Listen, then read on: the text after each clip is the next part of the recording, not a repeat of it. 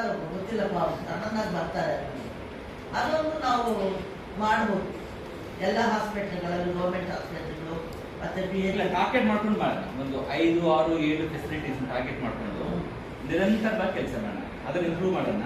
ಅವಾಗ ಆಟೋಮೇಟಿಕ್ 6 ತಿಂಗಳು ಮಾಡಿದಾಗ ಸ್ವಲ್ಪ ಹಿಡಿದು ಬರುತ್ತೆ.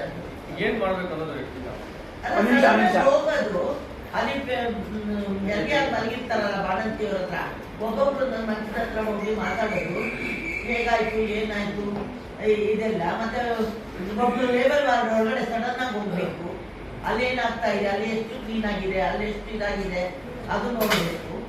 ಆ ಥರ ಒಂದು ಗುಂಪಲ್ಲಿ ಹೋದಾಗ ನಮಗೆ ವಾರ್ಡ್ಗೆ ಒಂದಿಬ್ರು, ಲೇಬರ್ ವಾರ್ಡ್ಗೆ ಒಂದಿಬ್ರು, ಈ ಥರ ಹೋದಾಗ ಅಲ್ಲಿ ಗೊತ್ತಾಗುತ್ತೆ. ಮತ್ತೆ ಯಾರು ಔಷಧಿ ತರಕ್ಕೆ ಹೋಗಿರ್ತಾರೆ, ಮೆಡಿಕಲ್ ಸ್ಟೋರ್ ಹತ್ರ ಒಂದು ನಿಂತ್ಕೊಳ್ಳೋದು, ಏನ್ ಬರ್ಕೊಟ್ಟಿದ್ದಾರೆ ರಕ್ತ. ನಾನು ಎಷ್ಟೋ ಸಲ ನಮ್ಮಲ್ಲಿ ಶಾರ್ಟ್ ಸ್ಟೇ ಹೋಗಿತ್ತಲ್ಲ, ಆಗ ಅಲ್ಲಿ ಬರೋ ಅನ್ವೇಟೆಡ್ ಮದರ್ಸ್, ರೇಪ್ ಕೇಸ್ಗಳಿಗೆ ನಾನು ಹೆರಿಗೆ ಕರ್ಕೊಂಡು ಹೋಗ್ತಾ ಇದ್ದೆ ನನಗೆ.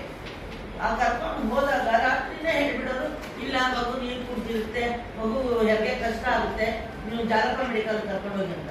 ನೋಡಿ ಸರ್, ನೀವು ಇದ್ದೀರಾ, ನೀವು ಮಾಡಿ. ಆ ಟೈಮ್ನಲ್ಲಿ ನೋಡಿದ್ರೆ ಇವಾಗ ನೀರಾಗಿ ಇದ್ದಾಳಲ್ಲ, ಅವ್ಳಿಗೆ ಅದೇನ್ ಮಾಡ್ಬೇಕು ಮಾಡಿ ಅಂತ ಇದೆ. ಬೆಳಿಗ್ಗೆ ಆ ಡಾಕ್ಟರ್ ಬರೋಕ್ಕೆ ನಾರ್ಮಲ್ ಹೆರಿಗೆ ಆಗ್ತಾ ಇತ್ತು ಆ ಹುಡುಗಿಗೆ.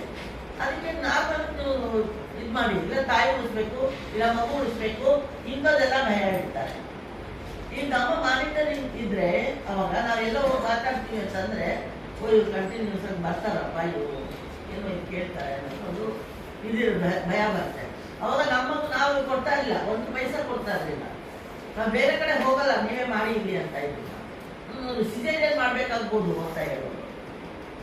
ಆ ಟೈಮ್ನಲ್ಲಿ ನೋಡ್ಕೊಳ್ಳೋಣ ಮಾಡಿ. ಬ್ಲಡ್ ಇಲ್ಲ, ಬ್ಲಡ್ ತಂದು ಕೊಡ್ತೀವಿ ತಗೊಳ್ಳಿ, ಹೀಗೆಲ್ಲ ಮಾಡಿದ್ವಿ. ರಾತ್ರಿ 8 ಗಂಟೆಗೆ ಒಂದು ಪೋಕ್ಸೋ ಕೇಸಲ್ಲಿ ಮೈನರ್ ಹುಡುಗಿ, ನಾನು ಬಾಬಿ ಮೇಡಮ್ ಇದ್ರು ಡಿನಲ್ಲಿ, ಅವರು ನಾವು ಕೇಸೆಲ್ಲ ಬುಕ್ ಮಾಡಿದ್ದೀವಿ, ಡೇಟ್ ಕೊಟ್ಟಿದ್ದಾರೆ ಅವರು 24ನೇ ತಾರೀಕು ಅಂತ.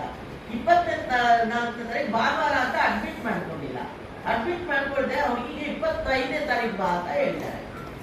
ನೀವೇ ಕೊಟ್ಟಿರೋದು ಸ್ಕ್ಯಾನ್ ತೆಗೆದು 24 ಡೇಟು. 25ನೇ ತಾರೀಕು ನೀವು ಅಲ್ಲಿ ಸೇರಿಸ್ಕೊಂಡಾಗ ಆ ಮಗುಗೆ ಅಕಸ್ಮಾತ್ ಮನೆಯಲ್ಲೇ ಹೆರಿಗೆ ಆಗೋದು, ಏನ್ ಮಾಡ್ಬೇಕು? ಸರಿ, ಅದಕ್ಕೂ ಒಪ್ಕೊಂಡು ಆಮೇಲೆ ಪ್ರತಿನಿತ್ಯ ಸ್ಕ್ಯಾನಿಂಗ್ ತೆಗೆದು ಮತ್ತೆ ಅಡ್ಮಿಟ್ ಮಾಡ್ಕೊಂಡ್ಮೇಲೆ ಅವ್ರು ಏನ್ ಹೇಳ್ತಾ ಇದ್ದಾರೆ, ಮಾಡ್ಬಿಡ್ಬೋದಾಗಿತ್ತು ಹೆರಿಗೆ. ಇಲ್ಲ ನಾವು ಅದಕ್ಕೂ ಒಪ್ಪಿಗೆ ಕೊಟ್ಟಿದ್ವಿ, ನೀವು ಸಿಸೇರಿಯನ್ ಮಾಡ್ತೀರಾ 17 years ನೀವು ಮಾಡಿ ಅಂತ ನಾವು ಒಪ್ಪಿಗೆ ಕೊಟ್ಟಿದ್ವಿ. ಅದನ್ನು ಮಾಡಿಲ್ಲ, ಏನೂ ಇಲ್ಲ. ಬೆಳಿಗ್ಗೆಯಿಂದ ಸಾಯಂಕಾಲದವರೆಗೂ ಅವಳಿಗೆ ಅವಾಗ ಕೋವಿಡ್ ಬೇರೆ ಇತ್ತು. ಕೋವಿಡ್ ಇದೆ, ರಾತ್ರಿ ಸಾಯಂಕಾಲ ಇಲ್ಲ ಆಗೋದಿಲ್ಲ, ನೀವು ವಾಣಿ ವಿಳಾಸ ಕರ್ಕೊಂಡು ಹೋಗಿ ಅಂತ. ನಾನು ಬಾಲಿ ಮೇಡಮ್ ಹೇಳಿದೆ, ಏನ್ ಮೇಡಮ್ ಇದು ಪೋಕ್ಸೋ ಕೇಸು, ಇಲ್ಲಿ ಅಡ್ಮಿಟ್ ಮಾಡ್ಕೊಂಡು ಮತ್ತೆ ಇವ್ರು ಹೇಳಿ, ಆಮೇಲೆ ಬ್ಲಡ್ ಬೇಕು ಅಂತ. ನಾನೇ ಅಂತ ಕೋವಿಡ್ ಟೈಮ್ನಲ್ಲಿ ಹೋಗಿ ಜಾಲಪ ಮೆಡಿಕಲ್ ನಮ್ಮ ಫ್ರೆಂಡ್ಸ್ಗೆ ಹೇಳಿ ಒಂದು ಬಾಟ್ಲು ಬ್ಲಡ್ ಕೂಡ ಒಂದು ಅರೇಂಜ್ ಮಾಡಿದೆ. ಬ್ಲಡ್ ತಂದ್ಕೊಟ್ಟಿದ್ದೀನಿ, ಬ್ಲಡ್ ತೆಗೆದುಕೊಂಡು ಫ್ರಿಜರ್ ಇಟ್ಬಿಟ್ಟಿದ್ದಾರೆ. ಫ್ರಿಜರಲ್ಲಿ ಇವರು ಹುಡುಗಿಗೆ ಅಟೆಂಡ್ ಮಾಡ್ತಾ ಇಲ್ಲ. ರಾತ್ರಿ 7 ಗಂಟೆಗೆ ವಾಣಿ ವಿಳಾಸ ಕರ್ಕೊಂಡು ಹೋಗಿ ಅಂತಂದ್ರು. ನಾನೇನ್ ಮಾಡಿದೆ, DS ಫೋನ್ ಮಾಡಿದೆ. ಏನ್ ಸರ್, ಬೆಳಿಗ್ಗೆಯಿಂದ ನಾನು 4 ಸಲ ಫೋನ್ ಮಾಡ್ತೀನಿ, ಅಲ್ಲಿ ನೋಡಿದ್ರೆ ಆ ಹುಡುಗಿಗೆ ಮೊದಲೇ ಹೇಳ್ಬೇಕಾಗಿತ್ತು ಕರ್ಕೊಂಡು ಹೋಗಿ ಅಂತ. ಈ ಟೈಮ್ನಲ್ಲಿ ನಾವು ಕೋವಿಡ್ ಟೈಮ್ನಲ್ಲಿ ನಾವು ವಾಣಿ ವಿಳಾಸ ಹೋಗ್ಬೇಕು ಕೋಲಾರದಿಂದ ಅಂತಂದ್ರೆ, ದಾರಿ ಮಧ್ಯೆ ಹುಡುಗಿಗೆ ಏನಾದ್ರು ಅಂದ್ರೆ ಏನ್ ಮಾಡೋದು? ಒಂದು ಕೆಲಸ ಮಾಡಿ, ನೀವು ರೆಫರ್ ಮಾಡ್ಕೊಂಡು ಕರ್ಕೊಂಡು ಹೋಗಿ ಅಂತ. ನಾವು ರೆಫರ್ ಮಾಡ್ಕೊಡಲ್ಲ. ನಾನು ಬಾಲಿ ಮೇಡಮ್ಗೂ ಹೇಳ್ಕೊಟ್ಬಿಟ್ಟೆ, ಮೇಡಮ್ ನೀವು ಒತ್ತಡ ಹಾಕಿ ಡಿಡಿ. ನಾನು ಆಯ್ತು ಮೇಡಮ್, ನಾನು ಹಾಕ್ತೀನಿ ಮೇಡಮ್, ನೀವೇನು ಇದು ಮಾಡ್ಕೊಬೇಡಿ. ಅವ್ರಿಗೂ DSಗೆ ಏನ್ ಸರ್ ಇದು? ಇಲ್ಲ ಸರ್, ನಾನು ಬಂದು ದಣ ಕೂತ್ಕೊಳ್ತೀನಿ, ನೀವು ಮತ್ತೆ ಹೇಳಿಲ್ಲ DS ಹೇಳ್ತೆ. ಅದನ್ನ ಅಟೆಂಡ್ ಮಾಡಕ್ಕೆ ಹೇಳಿಲ್ಲ, ನೀವು ಹೋಗಿ ಅಟೆಂಡ್ ಮಾಡಿ ಆ ಕೇಸ್ನ. ನಾನು ಇವಾಗ ಕರ್ಕೊಂಡು ಹೋಗಲ್ಲ, ಎಲ್ಲೂ ಕರ್ಕೊಂಡು ಹೋಗಲ್ಲ. ನನಗೆ ಬ್ಲಡ್ ಬೇಕು ಅಂತ ತಂದ್ಕೊಟ್ಟಿದ್ದೀನಿ.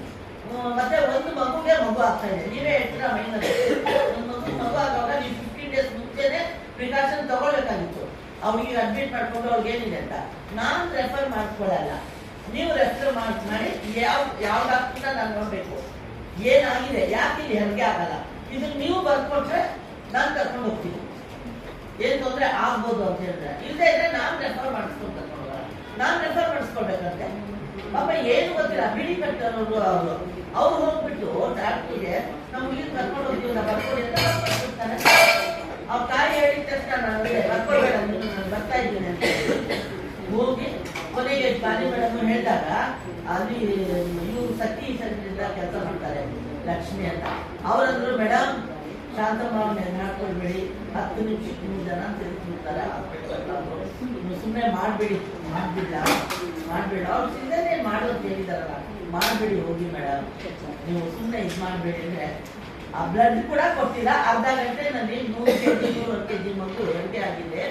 ಎಷ್ಟು ಚೆನ್ನಾಗಿದೆ, ಹೆರಿಗೆ ಮಾಡಿದ್ದಾರೆ, ಭಯಕ್ಕೆ ಮಾಡಲ್ಲ. ಇವ್ರು ಕರ್ಕೊಂಡು ಹೋಗಿ ನಾವ್ಯಾಕೆ ಮಾಡ್ಬೇಕು? ಅದು ಕಾಸು ಬರಲ್ಲ ಇವರಿಗೆ, ನಮ್ಮ ದುಡ್ಡು. ಆಮೇಲೆ ಪಾರ್ಲಿಮೆಂಟ್ ಹೌದು ನೋಡಿ ಎಷ್ಟು ಆಟ ಆಡ್ತಾರೆ. ಮಗುನ ತಕ್ಷಣ ಫೋಟೋ ಎಲ್ಲ ಕಳಿಸಿದ್ವಿ ಟಿವಿಗೆ, ಎಷ್ಟು ಆಟ ಆಡ್ತಾರೆ ಅಂತ. ನಾನಂದ್ರೆ ಈ ತರ ಆಟ ಆಡಕ್ಕೆ ನಾವು ಬಿಡೋದಿಲ್ಲ. ನೀವು ಹೇಳಿದ ತಕ್ಷಣ ಭಯ ಪಟ್ಬಿಡ್ತಾರೆ, ಏನಾಗೋಗ್ಬಿಡುತ್ತೆ ಅಂತ ಕರ್ಕೊಂಡು ಹೋಗ್ತಾರೆ. ನೀವೇ ಬರ್ಬೋದು. ಇಂಥ ಡಾಕ್ಟ್ರನ್ನೇ ಹೆರಿಗೆ ಆಗಲ್ಲ, ಇಂಥ ಡಾಕ್ಟ್ರನ್ನೇ ನೋಡಿ ಈ ತೊಂದರೆ ಇದೆ, ನೀವು ಬರ್ಕೊಳ್ಳಿ, ನಾನು ಕರ್ಕೊಂಡು ಹೋಗ್ತೀನಿ ಅಂತ ಅಂದೆ. ಅವಾಗ ನನಗೆ ಆ ಮಗು, ಆಮೇಲೆ ಆ ಮಗು ಸೀದರ್ ಬಿಸಿ ಕೊಟ್ಬಿಟ್ರು ಅವರು. ಆ ಹುಡುಗಿ ಇವಾಗ ಮೈಸೂರಲ್ಲಿದ್ದಾರೆ. ಅವ್ರು ಕಾಂಪನ್ಸೇಷನ್ ಬಂತು, ಅವ್ರಿಗೆ 30% ಏನಾಯ್ತು, 30%